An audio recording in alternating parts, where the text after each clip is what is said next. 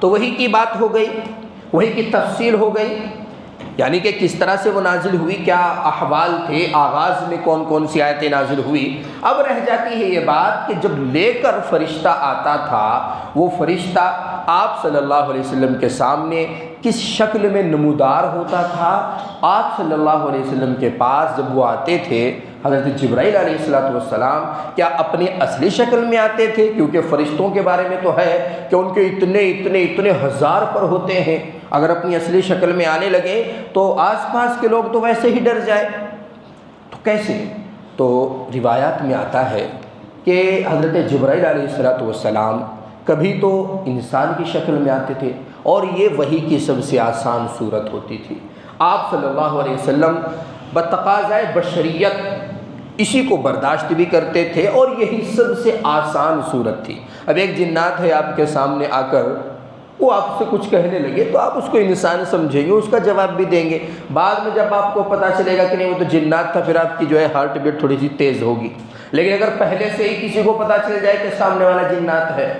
تو پھر ہمت نہیں ہوتی کہ اس سے بات کریں، چاہے وہ کتنے ہی اچھے انداز میں بات کر رہا ہو۔ اور اس طرح کے ڈھیروں اور ہزاروں واقعات آپ لوگوں کے سامنے ہوں گے، تاریخ میں آپ نے پڑھے ہوں گے جنات کے واقعات۔ بہرحال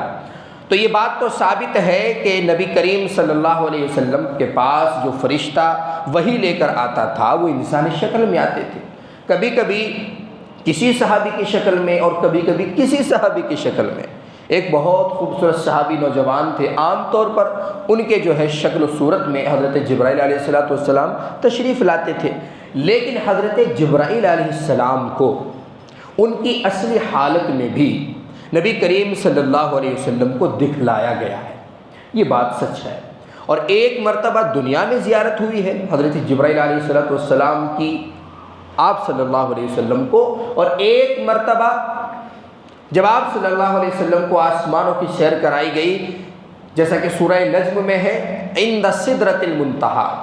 سدرۃ المنتہا کے پاس حضرت جبرائیل علیہ السلام نے اپنی اصلی شکل سے نبی کریم صلی اللہ علیہ وسلم کو مشرف کیا۔ اور بہت ساری روایتیں ایسی ہیں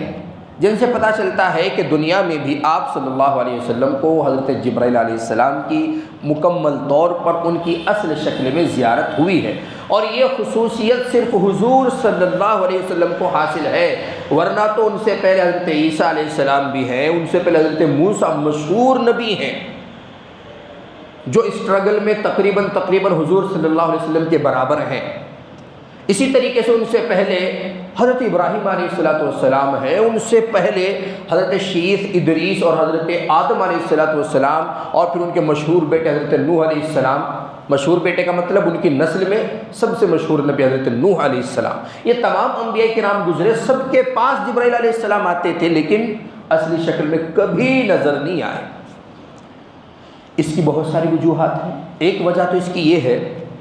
جو کہ عقل میں بھی آتی ہے کہ حضرت مثال کے طور پر حضرت موسیٰ علیہ السلام ہیں، اب ان کے بعد حضرت عیسیٰ علیہ السلام آئے، تو حضرت عیسیٰ علیہ السلام نے تصدیق فرما دی کہ موسیٰ سچے نبی تھے، لیکن اب حکم تمہارے لیے یہ ہے۔ وہ بھی سچے تھے لیکن اب حکم تمہارے لیے یہ ہے، اب تمہیں یہ ماننا پڑے گا۔ اسی طریقے سے حضرت موسیٰ نے بھی خوشخبری دی تھی کہ ایک اور نبی تمہارے درمیان آنے والا ہے۔ اسی طریقے سے جب حضرت عیسیٰ کا دور آیا تو حضرت عیسیٰ نے خود اپنے حواریوں کو کہا، خود اپنے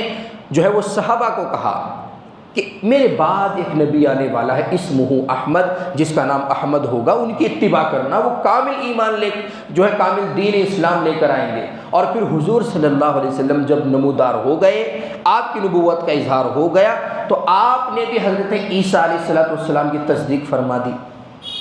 تو یہ سلسلہ ایک نبی کی تصدیق کرنا دوسرے نبی کے ذریعے، پھر اس کی تصدیق کرنا اس نبی کے ذریعے، پھر اس کی تصدیق کرنا اس نبی کے ذریعے، یہ سلسلہ چلا آ رہا تھا۔ لیکن حضور صلی اللہ علیہ وسلم تو آخری نبی ہیں، اب آپ صلی اللہ علیہ وسلم کی تصدیق کون بعد میں آ کر کرے؟ کوئی کر نہیں سکتا۔ اسی طریقے سے حضرت جبرائیل علیہ السلام کا یہ جو سلسلہ ہے علم کا سلسلہ ہے، اسی طریقے سے یہ جو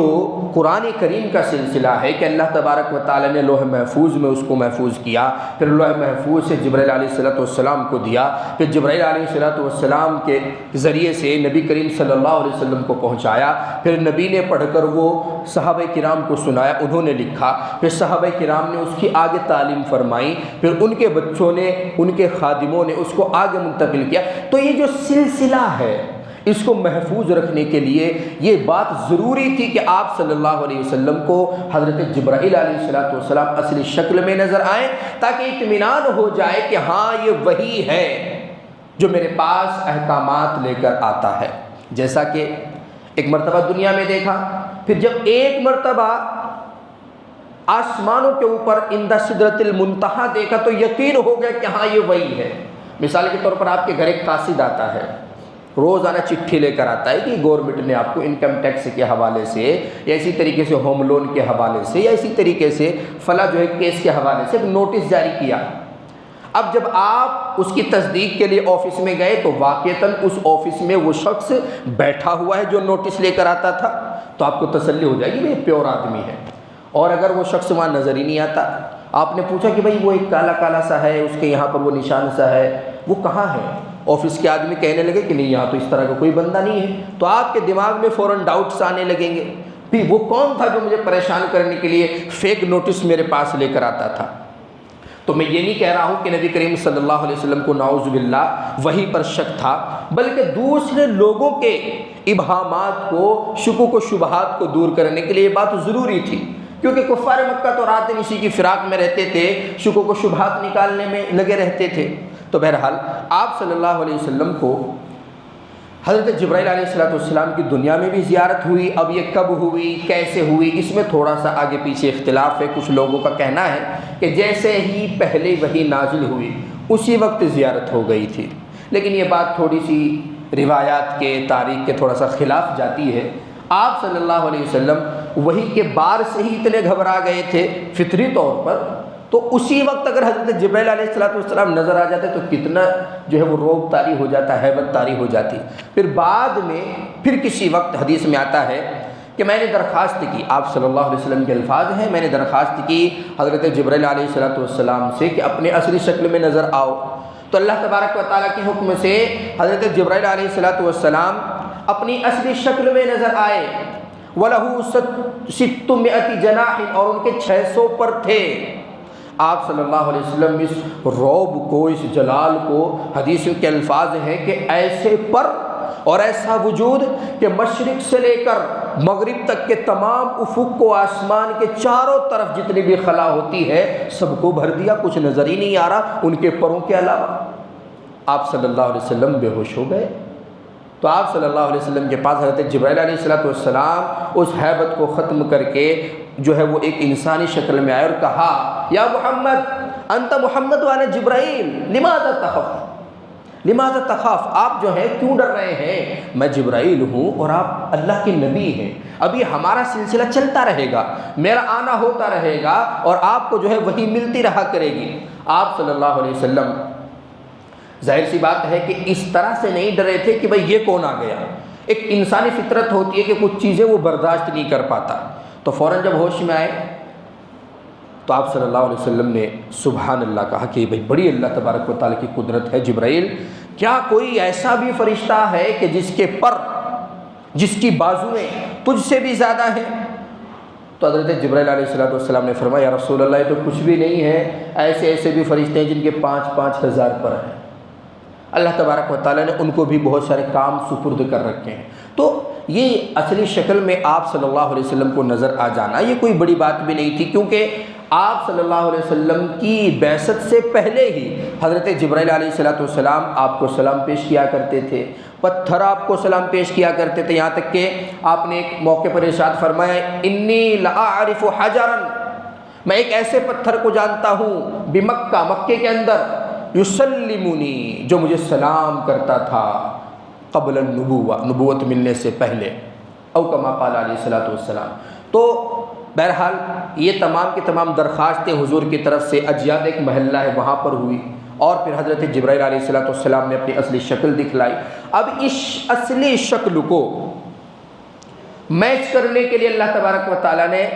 آسمانوں کے اوپر بلا کر پھر حضرت جبرائیل علیہ السلام کی اصل شکل دکھلائی، تاکہ دنیا میں جو دیکھا تھا اور یہاں پر جو دیکھ رہے ہیں وہ دونوں میچ ہو جائیں اور کسی طرح کا کوئی گمان باقی نہ رہے۔ تو بہرحال یہ جو سلسلہ ہے کہ اللہ تبارک و تعالیٰ سے حضرت جبرائیل کے پاس آنا، حضرت جبرائیل سے حضور کے پاس آنا، حضور سے صحابہ کرام کے پاس آنا، صحابہ کرام سے پھر تابعین تبع تابعین کے پاس آنا، یہ سلسلہ بڑی اہمیت رکھتا ہے اور تمام دینی علوم میں سلسلے کی وہی اہمیت ہے۔ اب میں ایک حدیث بیان کروں، آپ کو حق ہے کہ مجھ سے پوچھیں آپ نے یہ حدیث کہاں سیکھی ہے۔ ایسے گوگل پہ دیکھ کر حدیث بیان کرنا، اس کا مطلب بیان کرنا، یہ فقہا کے نزدیک یہ معتبر نہیں۔ آپ نے کس سے پڑھی، استاذ کا نام بتاؤ، اور ہر ایک حدیث اور ہر ایک کتاب کا حوالہ یہی بیٹھے بیٹھے حضور صلی اللہ علیہ وسلم تک پہنچانا ہر ایک محدث کی ذمہ داری ہے۔ جیسا کہ ہم نے بخاری شریف پڑھی مفتی سعید سے، انہوں نے پڑھی علامہ ابراہیم بلیاوی سے، انہوں نے پڑھی پھر جو ہے حضرت شیخ الہند سے، انہوں نے پڑھی حضرت قاسم نانوتوی سے، انہوں نے پڑھی پھر محدث دہلوی سے، پھر محدث دہلوی کے بڑے بیٹے سے، پھر بڑے بیٹے نے پڑھی اپنے باپ سے، پھر ان کے باپ نے ان کے باپ سے، پھر شاہ ولی اللہ محدث دہلوی تک سلسلہ پہنچتا ہے، پھر یہ عرب میں سلسلہ چلا جاتا ہے، پھر اس نے پڑھی اس سے، اس نے پڑھی اس سے، اس نے پڑھی اس سے۔ حضرت شاہ ولی اللہ محدث دہلوی سے جو اوپر کا سلسلہ ہے وہ تمام کا تمام محفوظ ہے، وہ نیٹ پہ بھی موجود ہے، گوگل پہ بھی موجود ہے، اور تمام طرح کی کتابوں میں بھی وہ سیف ہے۔ یہاں انڈیا میں جتنے بھی محدث پیدا ہوتے ہیں سب کا سلسلہ کہاں پہنچتا ہے؟ شیخ محدث دہلوی رحمۃ اللہ علیہ تک۔ پھر ان کے اوپر کا جو سلسلہ ہے وہ بالکل سیم ہے ہر ایک محدث کا۔ تو سلسلے کا ہونا بہت ضروری ہے۔ تو یہ ایک سلسلہ کریٹ کرنے کے لیے اللہ تبارک و تعالیٰ نے اس طرح کا نظام بنایا کہ آپ صلی اللہ علیہ وسلم کو تاکہ حضرت جبرائیل اصلی شکل میں نظر آ جائیں، اور پھر یہ سلسلہ کہ اللہ تبارک و تعالیٰ سے حضرت جبرائیل سے محمد، پھر محمد صلی اللہ علیہ وسلم سے صحابہ کرام سے تابعین، تابعین سے تبع تابعین، تاکہ یہ سلسلہ چلتا رہے، یہاں تک کہ ہر ایک حدیث کی کلام پاک کی طرح سند محفوظ ہے، اس کے روات محفوظ ہیں، کس نے بیان کیا وہ تمام کا تمام سلسلہ محفوظ ہے۔ بڑی بڑی کتابیں 40 جلدوں میں، 20 جلدوں میں، 10 جلدوں میں، 15 جلدوں میں محفوظ ہیں، اور آج تک ان پر بحث کی جاتی ہے۔ اس طرح سے یہ علم ہم تک پہنچا ہے، اس میں اتنی جو ہے شدت ہوئی ہے، اتنی مشقتیں ہوئی ہیں، یہ آسانی سے نہیں مل گیا۔ تو بہرحال یہ ایک الگ بات ہے، وہ ایک الگ ٹاپک ہے، اس کے لیے آج کی نشست قائم نہیں ہوئی ہے۔ تو حضرت جبرائیل علیہ السلام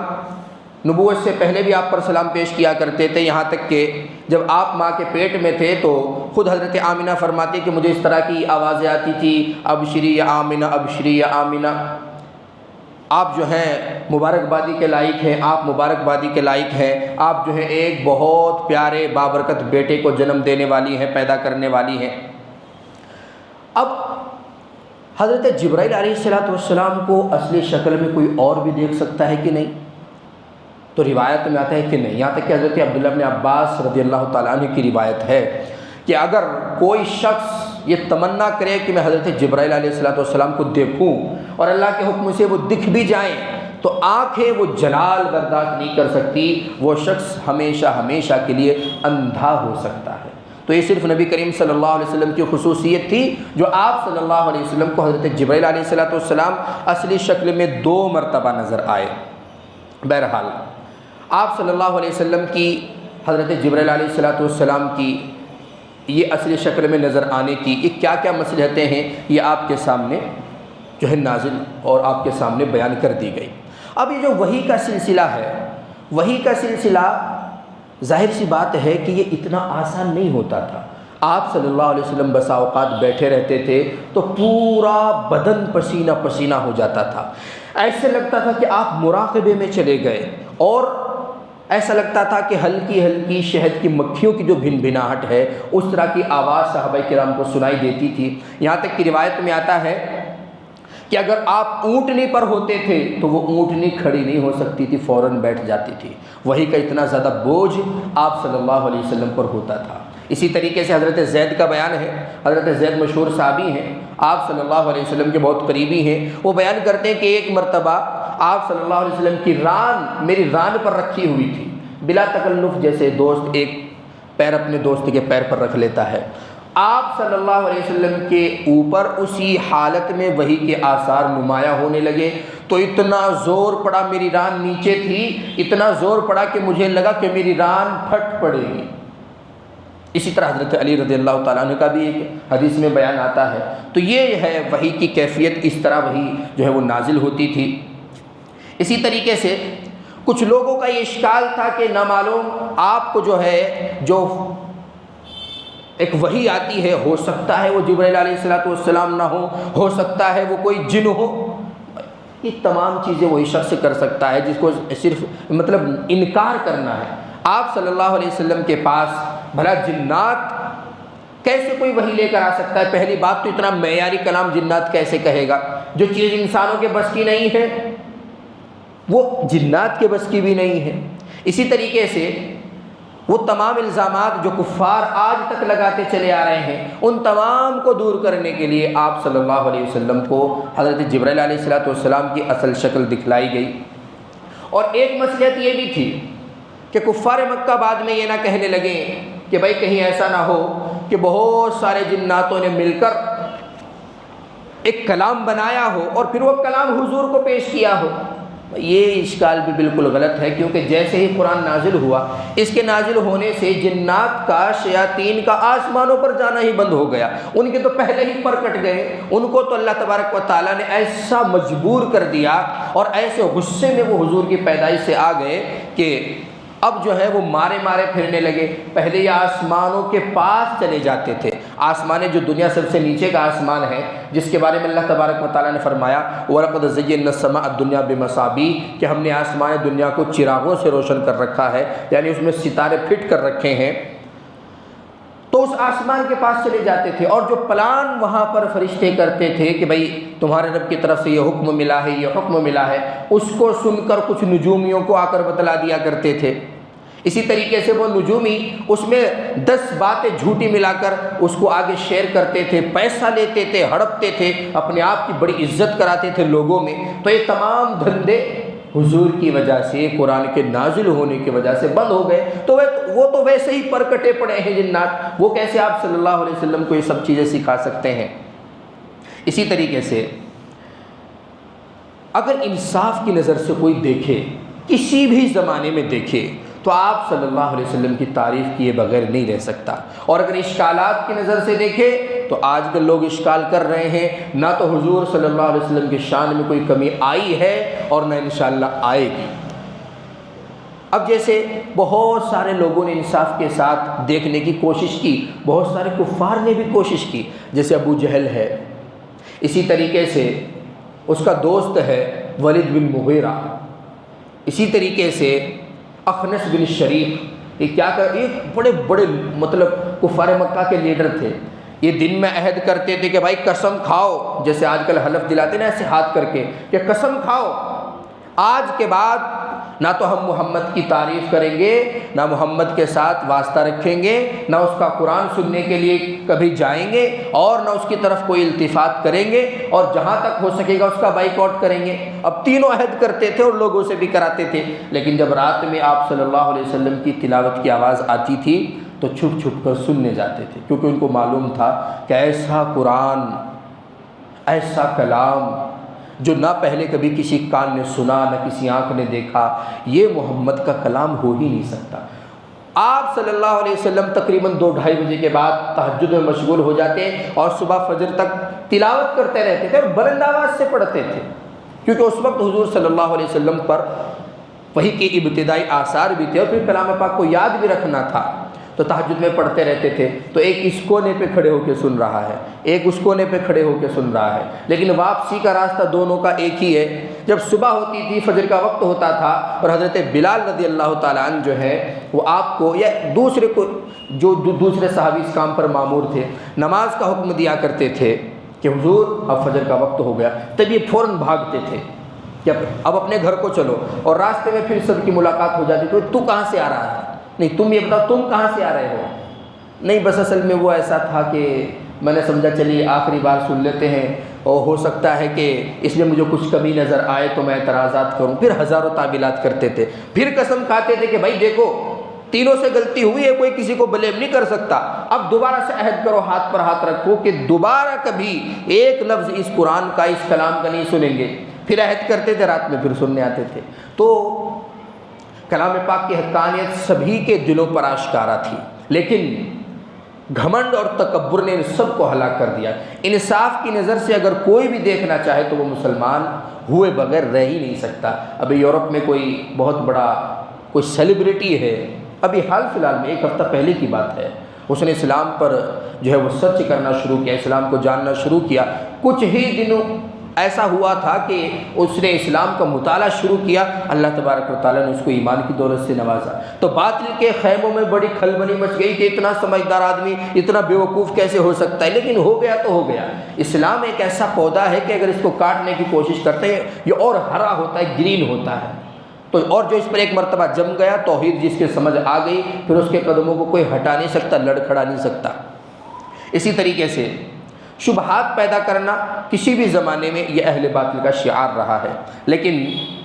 آپ اندازہ لگائیے کہ ایک ایسا انسان جو جبرائیل کو پہلی مرتبہ کہتا ہے ما انا بقاری، بھائی میں تو پڑھا لکھا نہیں ہوں، مجھے تو جو ہے پڑھنا نہیں آتا، یہ آپ کیا لے کر حاضر ہوئے ہیں، میں تو اس کو نہیں جانتا۔ ایک ایسا بندہ ایسا کلام پیش کرے کہ جس کو پوری دنیا مل کر جس کا کمپیریزن تیار ہی نہیں کر سکتی، جس کا الٹرنیٹو تیار نہیں کر سکتی، تو کیا ایسا قرآن جو ہے یہ محمد کا کلام ہو سکتا ہے؟ نہیں۔ کچھ لوگوں نے آپ پر نازل ہونے والی وحی کو، اسی طریقے سے آپ کے عادات اور اخلاق کو جب انصاف کی نظر سے دیکھنا شروع کیا۔ اب آپ کو تو معلوم ہے مہاتما گاندھی ہمارے ملک کے، جو 30 جنوری 1948 کو اس دنیا فانی کو چھوڑ کر چلے گئے، تو انہوں نے اپنے ایک لیکچر میں کہا کہ مجھے محمد صلی اللہ علیہ وسلم کی، آپ کی شخصیت کی مزید خوبیاں معلوم کرنی ہے۔ آپ ایسا کیسے کر سکتے ہیں کہ بغیر کسی کو شامل کیے، بغیر نبوت میں کسی کو پارٹنر بنا کے اتنے کروڑ اور اتنے لوگوں کے دلوں پر راج کیا بغیر کسی کی شرکت کے؟ بہت سارے حکمران ایسے گزرے ہیں جنہوں نے لوگوں پر راج کیا وقتی طور پر، مجبوری میں۔ لوگ ان کو مانتے تھے لیکن پیچھے گالیاں دیتے، جیسے آج کل ہمارے ہندوستان کے حالات ہیں۔ ماننا صرف مجبوری کا ہے، پیٹھ پیچھے سب لوگ گالیاں دے رہے ہیں، لیکن یہ ہے کہ کوئی شخص کھل کر سامنے نہیں آتا کیونکہ تسلط اس طرح کا ہو گیا ہے۔ تو مہاتما گاندھی نے اپنی ایک اس میں کانفرنس میں کہا کہ مجھے محمد کے بارے میں مزید جاننا ہے، اور لوگ کہتے ہیں کہ انہوں نے جو ہے اسلام کو تلوار کے ذریعے سے پھیلایا۔ اگر تلوار کے ذریعے سے اسلام پھیلا ہوتا تو اتنے دنوں تک یہ باقی نہیں رہتا۔ لوگوں نے بہت سارے ظلم کیے اپنے مذہب میں لوگوں کو شریک کرنے کے لیے، اسی طریقے سے اپنی مملکت میں لوگوں کو شریک کرنے کے لیے، لیکن وہ 20-30 سال ڈھکوسلے بازی چلی ہے، وہ ظلم و ستم 30-40 سال چلا، زیادہ سے زیادہ 100 سال، اس سے زیادہ 200 سال۔ فرعون کا سب سے بڑا ظلم مانا جاتا ہے، وہ بھی چلا 300 سال، اس کے بعد وہ بھی ختم۔ لیکن یہ 1000 سال گزر گئے اور محمد کے ماننے والے، اسلام کے ماننے والے بڑھتے ہی چلے جا رہے ہیں۔ تو یہ ایسا نہیں کہ اس کی بنیاد جھوٹ پر رکھی گئی ہے۔ یہ کون ہے کہنے والے؟ مہاتما گاندھی۔ اور ایک بڑے انسان کا جھوٹ بولنا یہ پوری کمیونٹی سے بے ایمانی ہوتی ہے، یہ لوگ سمجھتے تھے اس بات کو۔ آج کل تو کوئی کتنا بھی بڑا انسان بن جائے جھوٹ بولنے میں بالکل پیچھے نہیں ہٹتا، لیکن اس زمانے میں لوگ سچ کو سچ سمجھتے تھے۔ اور اس نے حضرت عمر کے بارے میں بھی بہت کچھ کہا ہے، حضرت ابو بکر رضی اللہ تعالیٰ عنہ کے بارے میں بھی بہت کچھ کہا ہے۔ اور ایک محفل میں اس نے یہ کہا کہ میں کس کی مثال دوں جب مجھے اپنے جیسے لوگوں میں کوئی دکھتا ہی نہیں، میں تو مجبور ہوں عمر کی مثال دینے پر کہ اتنا بڑا حاکم ہے اور جب خطبے کے لیے جاتا ہے تو اس کے دامن پر پیوند لگے ہوئے ہیں، پھٹا ہوا کرتا پہن کر وہ خطبہ دینے کے لیے جاتا ہے۔ اس طرح کی کوئی مثال تم پیش کر سکتے ہو تو کرو۔ تو اس نے بہت اچھی باتیں حضور صلی اللہ علیہ وسلم کے بارے میں۔ میں یہ نہیں کہتا کہ اس کے کہنے کی وجہ سے اسلام کو عزت ملی ہے، میں یہ نہیں کہہ رہا ہوں کہ اس کے تعریف کرنے کی وجہ سے آپ صلی اللہ علیہ وسلم کی شان بڑی ہے، اسلام کی شان بڑی ہے، عمر کا رتبہ بڑا ہے، ابو بکر کا رتبہ بڑا ہے۔ وہ تو پہلے سے ہی رضی اللہ عنہم ہیں، وہ تو پہلے سے ہی احمد و محمد ہیں۔ صرف اس بات کو بیان کرنے کے لیے مثال دے رہا ہوں کہ جب لوگوں نے انصاف کے ساتھ لکھنا شروع کیا تو آپ صلی اللہ علیہ وسلم کی تعریف کیے بغیر کوئی بھی نہیں رہ سکا۔ اسی طریقے سے اس نے کہا کہ آپ صلی اللہ علیہ وسلم نے اتنے مؤثر انداز میں اتنا کم قتل و قتال کر کے، اتنے کم غزوات کر کے، اتنی کم جانیں لے کر کے اور دے کر کے جس طرح سے اس اسلام کو آگے بڑھایا ہے، تو میں یقین کے ساتھ کہہ سکتا ہوں کہ آپ صلی اللہ علیہ وسلم کی سادگی، کثر نفسی، وعدوں کی پاسداری، دوستوں اور متبعین سے حسن سلوک اور ان سے محبت، بے باکی، بہادری اور اپنے مشن میں لگاؤ، یہ تمام اسباب ہیں محمد کی کامیابی کے۔ اور وہیں سے پھر انہوں نے اس عہد کو چرایا، وہیں سے پھر انہوں نے اس لگن کو چرایا، وہیں سے انہوں نے اس ضد کو اور اس جنون کو چرایا، اپنے اندر پیدا کیا، لیکن ظاہر نہیں کیا کہ یہ پریرنا اور یہ موٹیویشنل جو ہے چیزیں ہم نے کہاں سے لی ہیں، کچھ ذکر ہی نہیں کیا، لیکن راستہ وہی اختیار کیا۔ اور اس راستے پر اگر کوئی کافر بھی چلے گا تو یقیناً واللہ وہ بھی دنیاوی اعتبار سے کامیاب ہوگا۔ آج یہود و نصارہ کے بڑے بڑے ادارے ہیں حدیثوں کو سمجھنے کے لیے، قرآن کریم کی تفاسیر کو سمجھنے کے لیے، اور ان اداروں کا معائنہ باقاعدہ ہمارے حضرت الاستاذ مفتی سعید صاحب نور اللہ مرقدہ جو دارالعلوم شیخ الحدیث تھے، انہوں نے خود کیا ہے۔ انہوں نے خود بتلایا کہ میں نے خود ایسے بڑے بڑے ادارے دیکھے ہیں جس میں بڑی بڑی دہڑی والے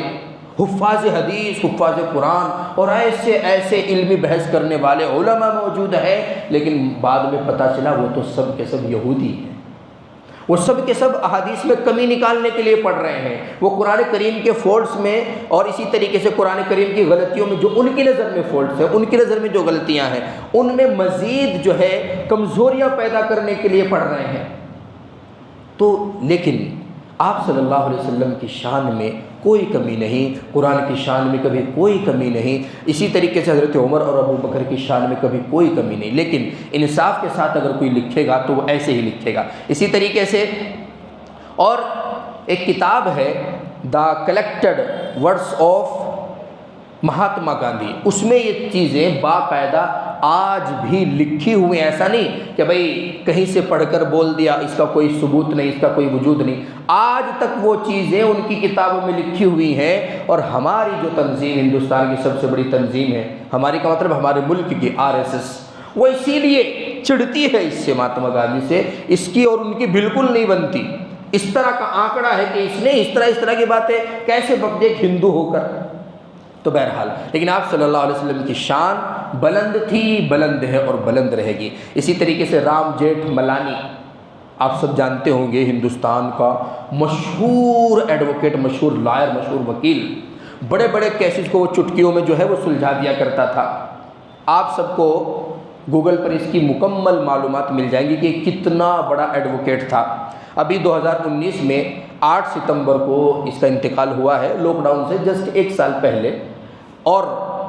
تقریباً 95 سال کی عمر میں اس کی وفات ہوئی۔ لوگ اس کو بلاتے تھے کیونکہ یہ صحیح اور درست اور سچی ہی بات بولتا تھا، ایسا نہیں کہ مسلمان تھا، لیکن جب بھی بولتا تھا تو سچی بات بولتا تھا۔ یہ کہتا ہے اپنی ایک اس اسپیچ میں، جس میں سامنے انجینئرز،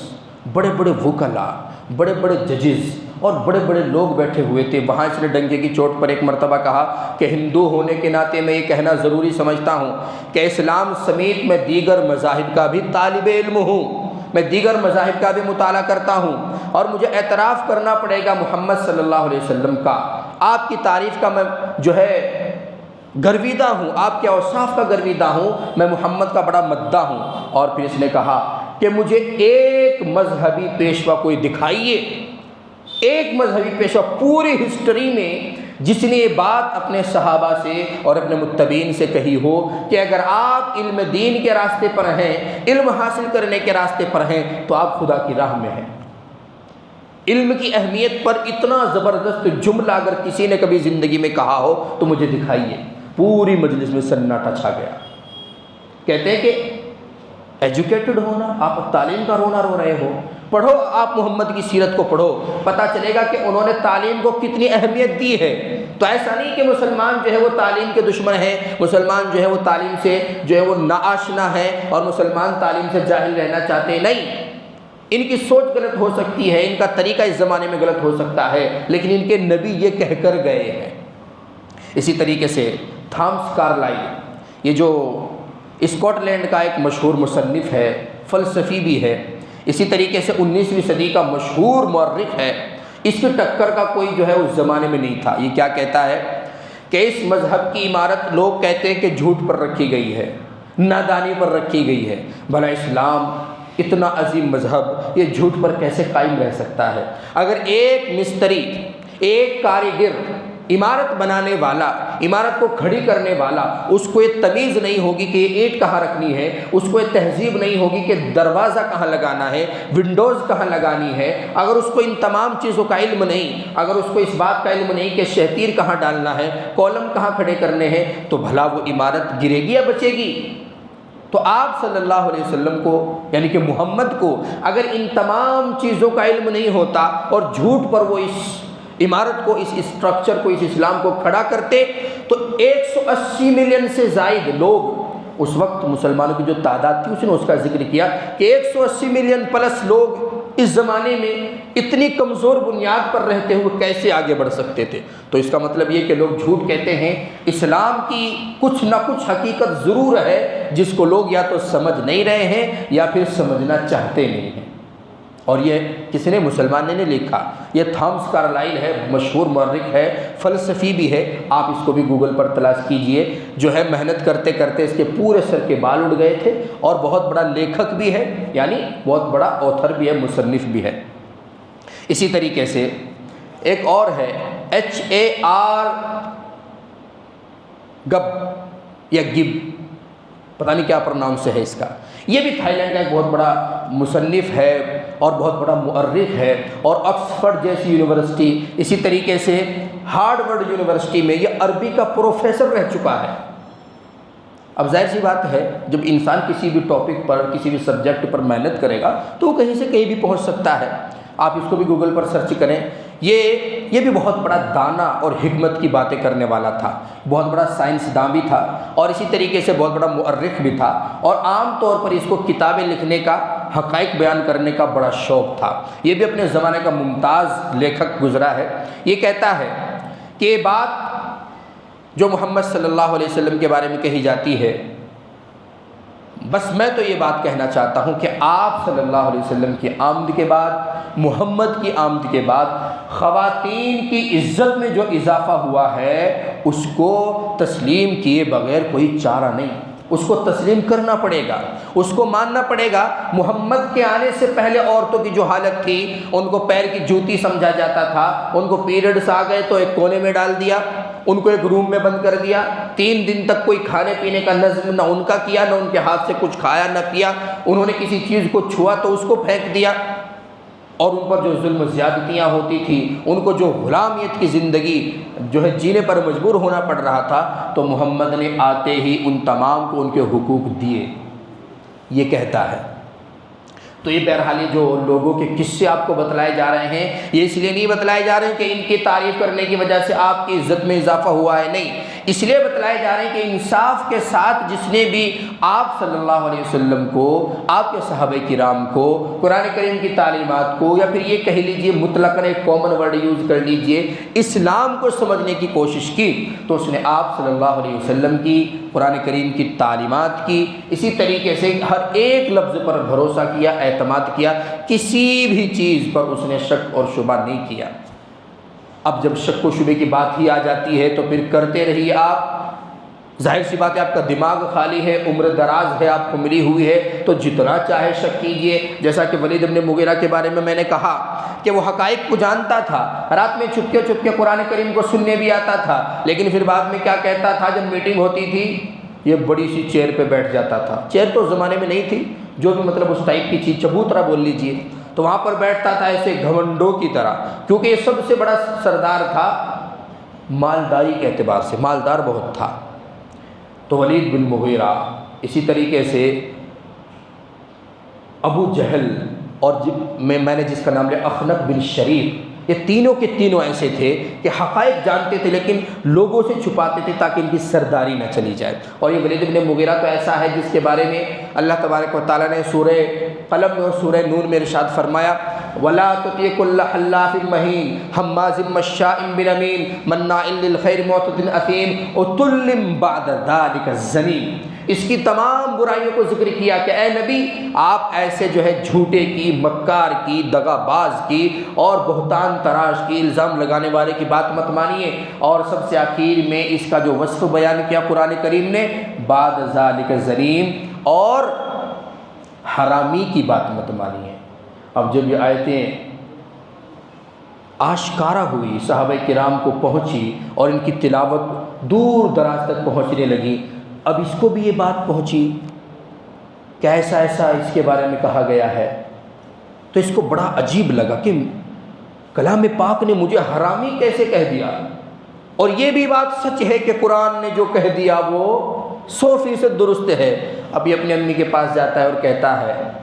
کہ مجھے یہ بتائیے، قرآن نے، محمد نے مجھے حرام ڈکلیئر کیا ہے، چھوٹی موٹی بات نہیں ہے۔ آج کل تو لوگ اپنے نسب کو ایسے بھول کر بیٹھ گئے ہیں، اس زمانے میں لوگ نسب پر جان دیتے تھے، نسب پر فخر کرتے تھے، جو جتنا زیادہ نسب یاد کر کے رکھتا تھا اپنا، اتنا بڑا انسان اور اتنا سنجیدہ اور اتنا پاکیزہ مانا جاتا تھا۔ مجھے بتلائیے کہ قرآن نے ایسا کیوں کہا ہے، اور بتلانا پڑے گا کیونکہ قرآن جھوٹ نہیں بول سکتا، یہ مجھے بھی معلوم ہے۔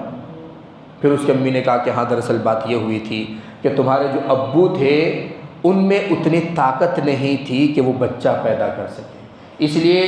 میں نے ان سے چوری چھپ کے ایک مرتبہ ایک غیر محرم کو اپنے اوپر قدرت دی اور اس کے نطفے سے تو پیدا ہوا۔ کلام پاک نے ایسے ہی حرامی نہیں کہہ دیا۔ تو بہرحال ان تمام کا بھانڈا جب کلام پاک نے پھوڑنا شروع کیا، اب انہوں نے سمجھا کہ اب تو ہم ذلیل ہو گئے، تو اچھی طرح ذلیل ہوتے ہیں، تو کھل کر حضور کی مخالفت کرنی شروع کر دی بغیر کسی دلیل کے، اور آج تک انہی کی اولاد یہ چلی آ رہی ہے۔ دلیل کچھ نہیں ہے، بس مسلمان دہشت گرد ہے تو ہے، دلیل کچھ بھی نہیں ہے ہمارے پاس، الٹی سیدھی دو چار دے دیں گے، اس کے علاوہ کچھ بھی ان کے پاس ایسا پروف نہیں کہ جس سے مسلمانوں کو بدنام کیا جا سکے۔ بس یہ بات ہے کہ ضد ہے، ہٹ دھرمی ہے، شکوک و شبہات ڈالنے ہیں قرآن پر۔ اسی لیے طلاق کا مسئلہ، حلالے کا مسئلہ، طلاق کے بعد عورت کے خرچ کا مسئلہ، کلالہ کا مسئلہ، یہ وہ مسائل اٹھا کر میڈیا میں خوب چرچا کرتے ہیں، خوب شور شرابہ کرتے ہیں کہ جن سے ان کا کوئی تعلق نہیں۔ اگر ان سے پوچھا جائے بھائی کلام پاک کی یہ 4 مسائل ایک سائڈ میں رکھ کے دیگر کلام پاک کی آیات پر بات کرو، نہیں کریں گے۔ کیوں؟ اس میں توحید کا ذکر ہے، اس میں ایمانداری کا ذکر ہے، اس میں عورتوں کے حقوق کا ذکر ہے، اس میں مردوں کو نگاہ نیچے رکھنے کا حکم ہے، اس میں وراثت کا اور اس کی وراثت کی اہمیت کا اور حقوق والوں کو ان کے حقوق صحیح طریقے پر پہنچا دینے کا حکم ہے، اس میں سود کی ممانعت ہے، اس میں زنا کی ممانعت ہے، اس میں شراب کی ممانعت ہے، اس میں جوا اور قمار بازی کی ممانعت ہے، اور اس میں بت پرستی کی ممانعت ہے۔ اس پر بات نہیں کریں گے، کیوں؟ کیونکہ پھر ان کا بھانڈا پھوٹ جائے گا۔ تو بہرحال یہ تمام چیزیں اس لیے بیان کی گئی ہیں کہ جس کو شک و شبہ پیدا کرنا ہے اس کے لیے بہت بڑا میدان پڑا ہوا ہے، اور جس کو ماننا ہے تو پھر ایک کافر بھی تعریف کیے بغیر نہیں رہتا۔ آج یہ سلسلہ یہیں پر موقوف کرتے ہیں، باقی اگلی نشست انشاءاللہ شروع ہوگی کہ پھر آپ صلی اللہ علیہ وسلم جب ان آیات کو لے کر یاد کر کے ڈرے ہوئے سہمے ہوئے، مطلب ایک انسانی جو فطرت ہوتی ہے، پہلی مرتبہ اس طرح کا واقعہ پیش آیا ہے، جس پہاڑی پر جس غار میں کوئی پرندہ بھی پر نہیں مارتا تھا، وہاں پر اڑ کر کوئی انسان کسی انسان کے پاس آ رہا ہے تو ڈر تو لگے گا۔ اور پھر ورقہ بن نوفل نے جو آپ صلی اللہ علیہ وسلم کو تسلیہ دی اور کہا کہ کوئی بات نہیں، آپ نبی بنیں گے اور آپ کے ساتھ ایسا ایسا ہوگا، اور یہ ہر ایک نبی کے ساتھ ہوا ہے، اور ہر ایک جو ہے مکے کا چھوٹے سے چھوٹا اور بڑے سے بڑا فرد آپ کو تکلیف پہنچانے کی کوشش کرے گا۔ پھر انہی لوگوں میں سے آپ کے ماننے والے پیدا ہوں گے، انہی لوگوں میں سے آپ کے دشمن بھی پیدا ہوں گے۔ پھر اس سے آگے کیا ہوتا ہے انشاءاللہ اس کی تفصیل اگلے ہفتے۔ اللہ تبارک و تعالیٰ عمل کی توفیق عطا فرمائے، آپ کی سنتوں کا سچا شیدائی بنائے۔ الحمدللہ رب العالمین والصلاة والسلام علی رسولہ الکریم وعلی آلہ واصحابہ۔ مولا کریم ہم سب کے تمام صغیرہ کبیرہ گناہوں کو معاف فرما، جو پریشان حال ہیں سبوں کی پریشانیوں کو دور فرما، جو مصیبت زدہ ہیں ان کی مصیبتوں کو دور فرما۔ مولا کریم جو مانگتے ہیں وہ بھی عطا فرما، جو بسا اوقات ہمارے مناسب چیز مانگنے سے رہ جاتی ہے وہ بھی عطا فرما۔ مولا کریم عالم اسلام پر رحم فرما، عالم اسلام پر، اسلام کے افراد پر، مسلمانوں پر، ان کی اولاد پر، مولا کریم سب پر رحم فرما، دینی ہوائیں چلا، برکتوں کا نزول فرما۔ مولا کریم آپ صلی اللہ علیہ وسلم کی سنتوں کو زندہ کرنے والے بنا، بدعات سے، خرافات سے ہم سب کی حفاظت فرما۔ ربنا تقبل منا انک انت السمیع العلیم وتب علینا انک انت التواب الرحیم۔ صلی اللہ تعالی علی النبی الکریم برحمتک یا ارحم الراحمین۔